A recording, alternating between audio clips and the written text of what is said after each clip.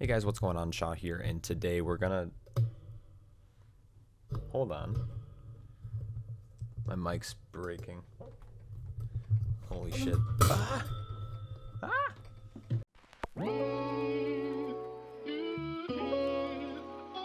Today we're gonna be going over a 25 Halls of Atonement. This was done on Fortified Bursting Storming Week. So, not a clean key, not a great run. We timed it with about a minute and a half left, 12 deaths. A lot of deaths. But I just want to talk about everything we did, kind of right, wrong, routing. I might end up cutting portions of the video out, meaning like I'm going to probably try to condense this to not go through over the whole run, because there will be time where we're like traveling or doing some type of CC or skip routes.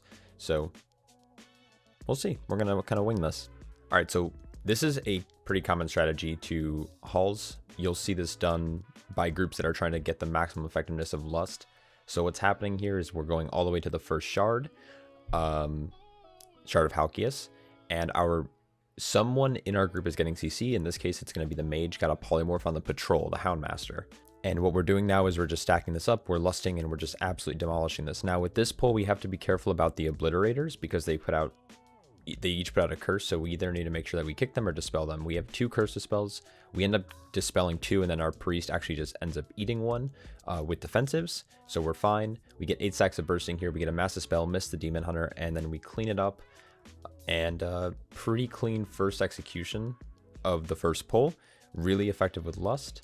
Now, this route was really weird, because we had something else in mind with how we were going to pull this dungeon, like a different route, but I looked down at our priest's mana pool after this shard, and I was just like, there's no way we're going to do another pull after this without having like an relic to reset mana. So some people might hate me for this next pull, but we're going to end up only pulling 2 targets, and in a 25 fort, it's really, really inefficient to do that. So we're going to actually pull this Middle Obliterator and Darkblade. I don't know why we did this. Well, I know why we did this. I am fully aware why, or how ineffective it is to pull this. Just something we did. Our priest needed to get like CDs back, so we're taking our sweet time here. So this pack's gonna end up going down after about a minute. A minute on 2 targets is really bad. But if you see off to the left here, you can see this patrol is rooted now. Originally, we polyed the Houndmaster, and then when we came over here, I just got a mass root on it just to keep it in place so we don't have to worry about it. We have to just be careful of deadly thrusts and melee. We're doing a good job at that. I'm going to grab the Stoneborn, control it, and then we are targeting this Obliterator, making sure that we're getting that first kick, and then we're going to grab some of these Groundskeepers. Groundskeepers in this dungeon are really, really nice because they're essentially just percent fodder. The damage they do to the tank is minimal. It's all physical damage, so it's blockable, dodgeable. Like stagger, for example, is 100% effective. Armor obviously is going to be a huge aspect for the Guardian Druid, just having multiple stacks of Iron Fur. Groundskeepers really don't feel like they do any damage, and on top of that, there's more targets to hit. So our Legendary is going to give us bigger absorbs for these smaller hits. So effectively more healing and more survivability with multiple targets that don't do anything. Our priest did die here. I turned around the blade and it just hit her in the face. She went to fear, but the fear didn't go off. And we're going to just wait for her to get back here. On Fortified weeks, in hierarchies, it's really, really important that you try to minimize how many Gargans you pull. And I made the mistake of pulling that without my priest here. And after just like a couple of seconds of being in combat, I just started to lose a ton of health. I have Incarnation available, but there's no way I'm going to use it on 3 targets. But the Houndmaster is kind of a pain in the ass to move. So we've decided to just kind of handle this 3-pack by itself. And then once the Houndmaster is dead, we're going to pull the Gargans into the next pull with the Relic. So here, the Houndmaster is already dead. Now we're starting to move over to this next pull. I'm saying just out of range so they don't apply bleed to me. And then we're moving in and popping Incarn. If a tank gets too far from the Gargans, there is a chance they might use their Jagged Bite on a melee. It's really hard to do that, but I've seen it happen before, so you kind of want to stay close. Luckily, Guardian Druids have a pretty big range on their abilities because of their Balance Affinity choice. It gives them 3 extra yard range on all of their abilities. So we're able to melee, thrash, swipe from a distance where we can hit them and they can't hit us. So there's like these really like nice acute windows that you can stand in that you won't take a lot of damage. And then as soon as the casters die and we get it under control, I'm going to pull in the groundskeepers. Some groups, if they have a bunch of CDs up, they pull in the groundskeepers right away. But with everything that was going on, I just didn't feel comfortable. Plus with bursting, it's really bad to roll like bursting, high stacks of bursting into a thrash. Yes, we have MD, but we also have storming to worry about. Most priests tend to play in melee a little bit more because of how their Boon of the Ascended works. So we didn't want to risk a knock or having to dodge the quake on high bursting to get MD right before a thrash. So most classes also benefit from having at least 5 targets in. So while we had Gargans, casters, and relics, we had 5 targets. As soon as the casters, the amount of targets started to diminish, that's when I grabbed the groundskeepers. We get MD there on I think 3 stack or 4 stack, and we finish off this pull. So we're looking really good. 5 minutes in, we have 41% of our trash clear. That's pretty decent for like a 33-minute key or whatever this is. Now, when you're coming back, if you're skipping this patrol, you just need to be careful of the positioning here. Sometimes it's good to land a CC if they're really close. Sometimes you get really unlucky and they're right here, and you kind of have to wait because they have true sight, these Gargans. So you can't invis past them, you can't stealth, you can't shroud past them. So if it's in a bad spot, you kind of have to just take it. There might be a way around it, I don't know, but most of the time, like when my group experienced that, we just had to sit there and wait, which is just like a 30-second time loss. We're going to grab the Stoneborn by itself. I'm going to tag the Obliterator before it starts its cast sequence to get it back a little bit. We're going to get a kick on the Wicked Bolt, and we're going to tag in this Groundskeeper. So again, we have 6 targets. That's good for the mage reset on CDs, and the Destrolock is just going to get decent resets. Or CDR on his Infernal.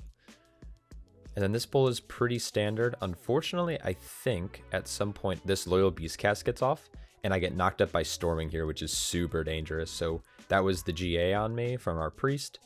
And I don't think I committed any other cooldowns because I got the Soothe. Yeah, I didn't use anything else here. I got the Soothe on 1, and then I just started kiting. The one thing about kiting here, though, is if there is a Dark Blade up, like here, be careful of their Deadly Thrust Frontal. It's super spooky. And then here we're going to commit to a fairly big pull. They fixed this. So you used to be able to tag this Relic, and it would only pull the Relics plus 1 Groundskeeper. But for some reason, now it pulls this Obliterator, which then pulls this Obliterator, and it now pulls like all the Groundskeepers. So this is a little bit of a mistake. And I had a little bit of a panic moment here as well. I was screaming like kick, kick, kick. I couldn't really fabricate my words. Not that I normally can, but definitely in this situation, I was just like yelling kick for no reason. Well, for a reason, but no one knew what I was talking about. We get Dispel on the Priest here. I pop Incarn, and we have a pretty decent pull here. This Obliterator is out though a little bit. This pull was like not planned. It was supposed to be a little bit smaller. And then we were going to take into a bigger pull, but it kind of worked the other way around where we just took into a big pull like this. And now we're going to go into a small pull on Shard. So I have 8 stacks. Incarn just faded, so I'm kiting here. We're trying to focus so I can get some resets on Barkskin and Frenzied Regeneration. We get another Dispel, Curse Dispel on the Priest, and we're just chilling. Alright, so this will be a pretty small, this will be a smaller pull. So the one thing that's really cool about this Collector is the Collect Sincast. If your tank has a way to pick up threat, which most tanks now do, Guardian Druids still struggle a little bit outside of Incarn with threat, with some classes like this, especially without an MD, for example. Their Collect Sincast, you can let them spawn. While they have like a good bit of health, they allow for some classes to get a ton of funnel, like Frostmage and Destrolock.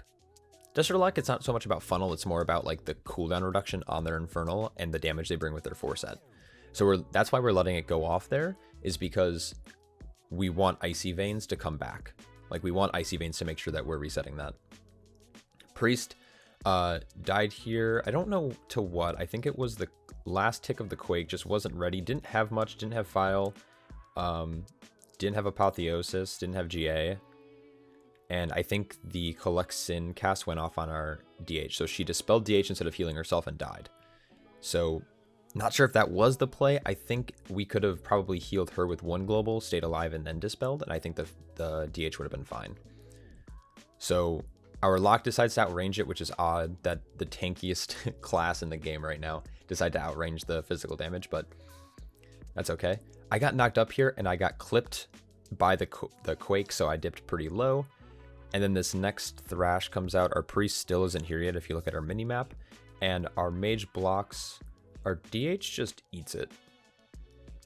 Pots, and then they both get really low here. 1k health, you know, 1k health. Luckily, there's not a lot of damage after that, so there's a little bit of time to catch people up. So I think we landed a Serenity there with a Sanctify, Divine Star. We're looking good.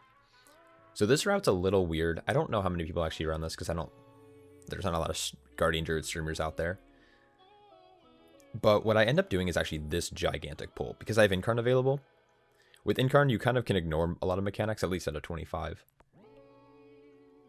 And we're focusing bolts, and we're making sure that we're getting curses spells. Because I have Incarn, you're going to see me kind of fly up on the damage meters here. I'm up to 57k, 58k, 60k, and it's a pretty easy pull.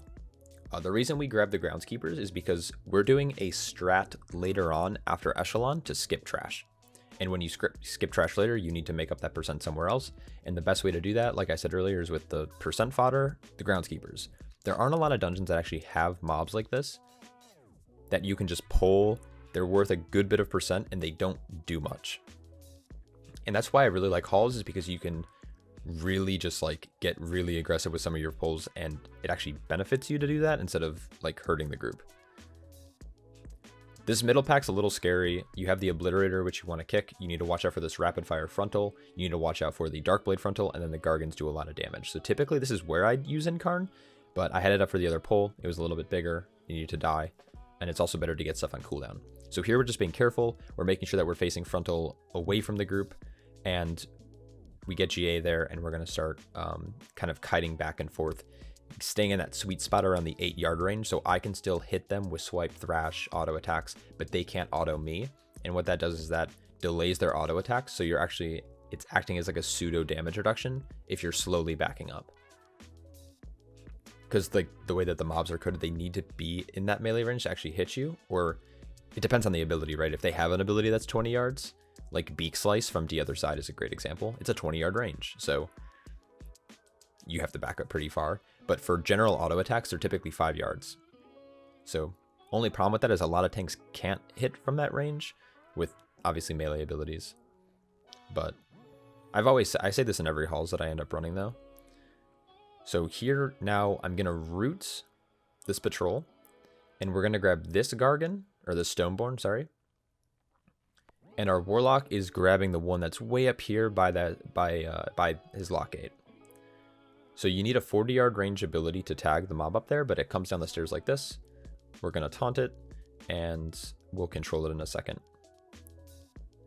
So we waited for breaths to go off. I grabbed Lock Rocks, and now that I know breaths are done and they're on their cooldown, internal cooldown, we're going to grab them and go in. How you do this fight is actually up to you, the tank. I typically turn around and get him in, like the first slam into this like corner alcove. And then range should be baiting on either side, so the tank has a clear path.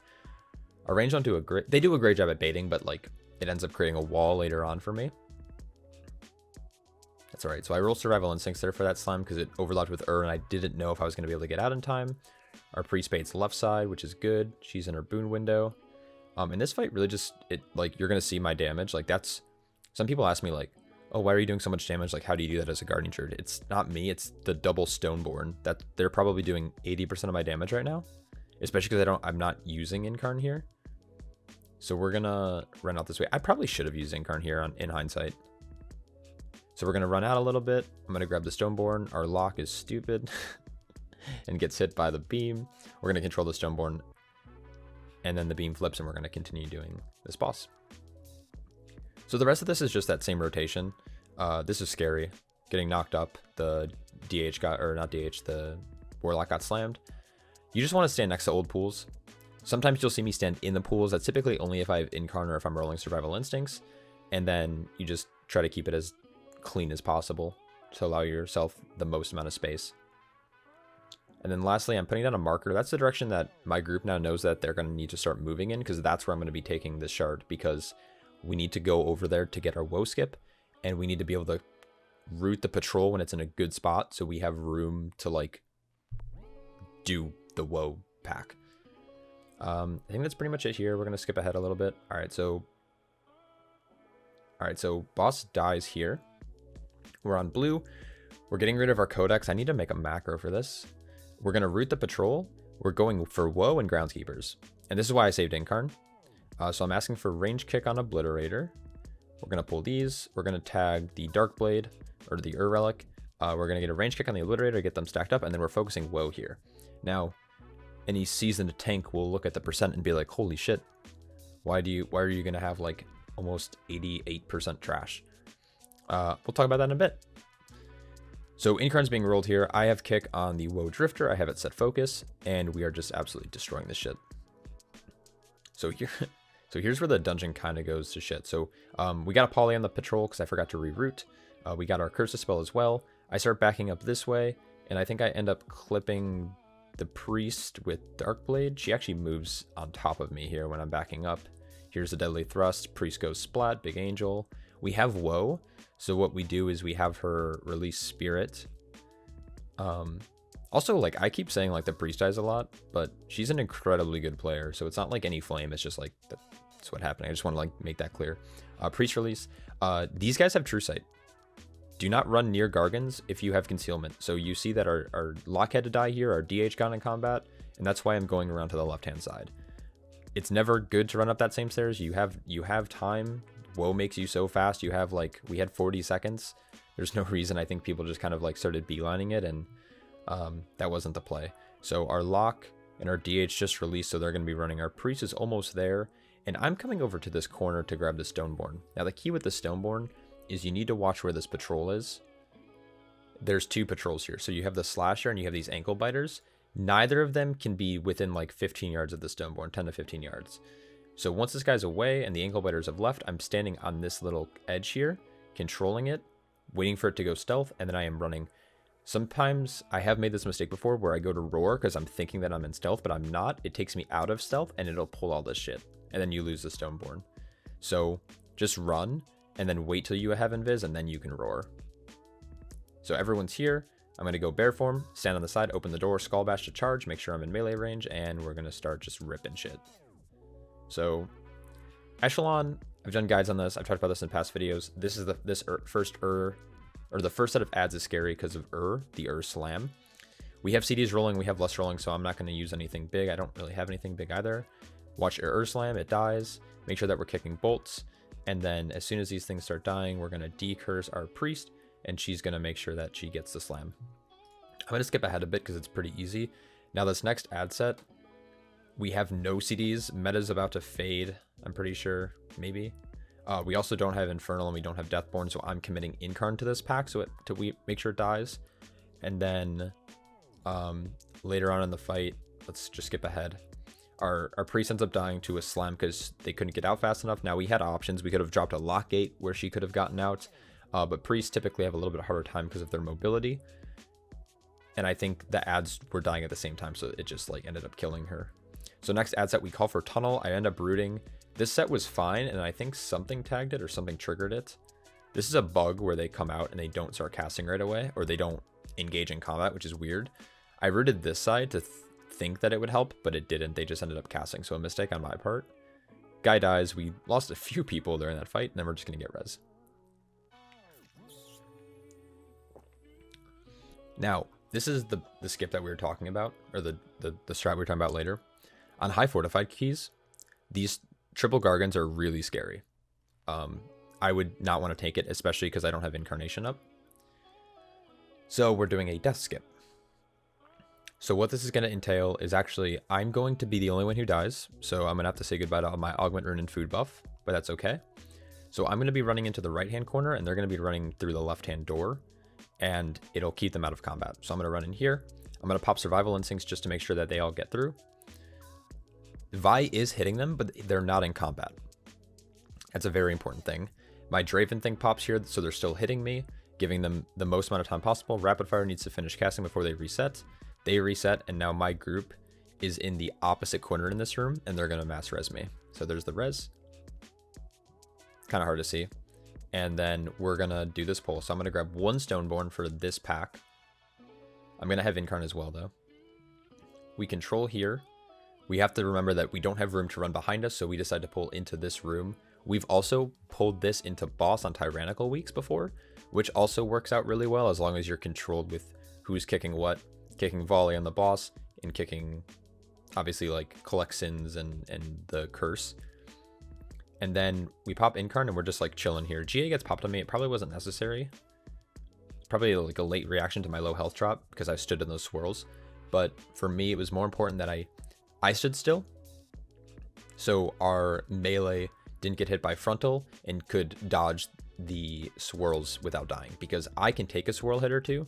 The DH probably can't. So we're just chilling here. There's just a couple of sins left. And now we're moving. We're going to grab the other Stoneborn for boss, just to make it go a little bit faster, because we know that the next room after this boss is really kind of a joke.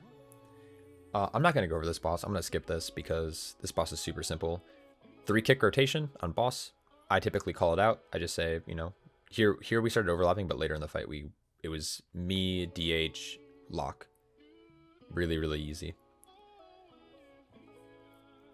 They did buff this fight. The damage isn't really that noticeable, so don't be scared of this fight. Just make sure you're getting ghosts the canisters immediately. Let's skip ahead to this room, end of the fight.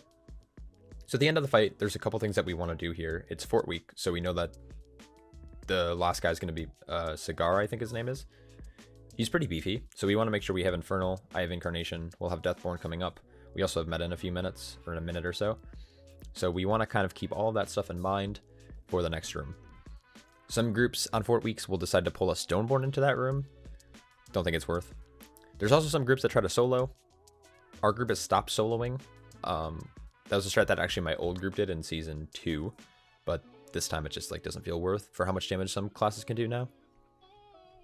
If you had a Boomkin, you could just fucking solo clear this room, but I pop Incarn. We set focus to Sigar so we can kick him on Wicked Bolt, and then we're targeting Relic, so we get that reset. The idea is we want to basically get him down, and we want to 2-phase him. We want to get him down in like 2 ad cycles. So he does his very first communion. We try to kill as many as possible, as many like little souls. He'll do a second communion, and then after that, all of the yellows need to be dead before he does a third communion. If he does a third communion and heals, it's just a huge time loss. Like you can see, we got him down to 75%, instantly back to full. So if that happens again, we pretty much already did half of his health pool. Mage dies here. Actually, Mage died twice, I think, here. Yes, okay. Sorry, I like skip back a bunch. Hold on. So Mage is dead. I battle res. I say don't take. They take it and then get Earth slammed because they try to blink out of it and they get stuck on a pew. And they died. It's just unfortunate. And then, yeah, we want to finish off these last 3 souls. So we have one here, one on the side, which our DH is handling, and there's one in the back. So as long as we get that down, we should have like 5 minutes for the last boss. It's not Tyrannical week, so 5 minutes on the last boss is easy peasy. 11 deaths. It's not a clean run. So last soul dies right as Dark Communion's about to cast, so that's really good. And then you want to move into melee when you're being targeted by envies, just so you can optimize cleave. We're just getting kicked so I can get them out of the poop, and we're chilling. This guy takes a bit, so we're going to just like slowly whittle him down, and then we're going into boss. So last boss is same old song and dance. Typically you focus her. I don't really see a lot of groups do anything else. I've in pugs killed Woe before. I think it's more or less on accident. But Woe is actually kind of fun here because you get the DR and it's super easy to dodge the pillars. But the fight typically lasts longer than a minute. So like, yeah, it makes the start of the fight a little easier, but then you have less cooldowns. And you get your cooldowns back at a slower rate, or at like normal rate. So we know that we're going to be in this fight for probably 2.5 minutes, so we'll have 3 minutes back. So Ur's always really the play here. And at this level key, a statue is going to one-shot you, even if it's not tyrannical. I mean, I think maybe like a lock with a DR can get away with it, but most classes will get one shot. So this was scary. There was 3 statues on that side. I got hit. And then double soaking. I'm shaking back and forth to let my group know. We have to be careful with storming though, because storming can knock us up, put us out of position, and then the soak will go through. So I'm moving in, grabbing double soak. Lock is grabbing other soak and using dark, I think that's dark pact. Or unending resolve, whatever that is, or both. Probably use both. And we're looking good. So he'll phase again at 40%. And that's when I think we still double soak, but I think we GA. I don't remember actually off the top of my head. Tankier classes though can double soak, and it doesn't double the damage you're taking. It still counted as 1 debuff, so you're actually making your group take less damage. Statue is aimed at the priest here. Lock moved, priest got clipped. I battle res, we wait till statues get sucked in and pushed out. There's no damage here, so we're fine. She'll take that res, we'll move in. And yeah, I think we'll finish it up here. Storming spawns, which is spooky, because it hits me up, which causes the priest to take a tick or 2, which brings her down to half health, which is super scary. So GA gets committed to the priest. Lock is double soaking. He mortal coils for health. That's it. That's pretty much the fight. We don't have any other deaths. Yeah, we're clean. There's 12% and it's a timed key. So yeah. Pretty good run. I would say it's a good run. You know what's crazy though is look at these overalls. 31k by the lock. That's crazy.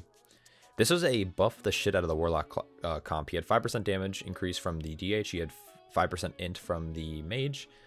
And then he had PI funneling. The only way that I could have probably made this better was if I went Kyrian, but we needed a Venthyr. Well, I guess we didn't necessarily need the Venthyr because we have QB on the DH. Probably could have been done with Kyrian. Incarn's scarier though without... Like, you can actually die in high keys like this with Incarn active. Like with Venthyr, you just can't die. I think with any other class, you definitely... Or any other covenant, you definitely can die. Well, that's a run. If you're pushing keys this season and you don't have a Destro lock, get one. And get one that plays it really well. AKA they hit Rain of Fire all the time. I think it's stupid. Whenever we don't have a lock or a survival hunter in our group, anything higher than like a 24 feels very difficult to time because you just don't have the damage regardless of how big you pull. Because some classes just don't scale that well into AoE. A DH and a Frost Mage right now with how they're currently being built, because that's like the way that they're built is just like most efficient for most scenarios. You're never going to have another DPS outside of maybe a Serve Hunter do 31k overall and higher. There's locks and stuff who finished halls at like 40k, like 40k club. It's unfortunate. I hate running meta. That's why I play Guardian Druid. But unfortunately, sometimes the meta is required. I hope you guys learned something from this key in this run. It's kind of a standard run, but I thought the death skip was kind of cool. And I just kind of wanted to point out some of these strategies that some groups in higher ends use to try to get. Like if we didn't do that first pull right, like we would have lost out on a lot of time. Obviously 12 deaths also made us lose out on a lot of time. But when you don't pull big and efficient and you're not efficient with your lusts, the key kind of starts to get really, really tight. We have some cool new videos coming out. I just did my season 0 to Hero challenge yesterday. If you missed that, I'm going to have probably the link up in this corner now that I'm saying this out loud. And we also have we have a coaching session that I did with someone from my Discord. That's going to be good. It's actually going to be in halls again. And then we're also going to we have some more boss guides coming, and then some more opinionated pieces about the tanking meta, balance, and stuff like that. So if any of that stuff interests you, feel free to hit that subscribe button, and I will catch you all in the next one. Take care.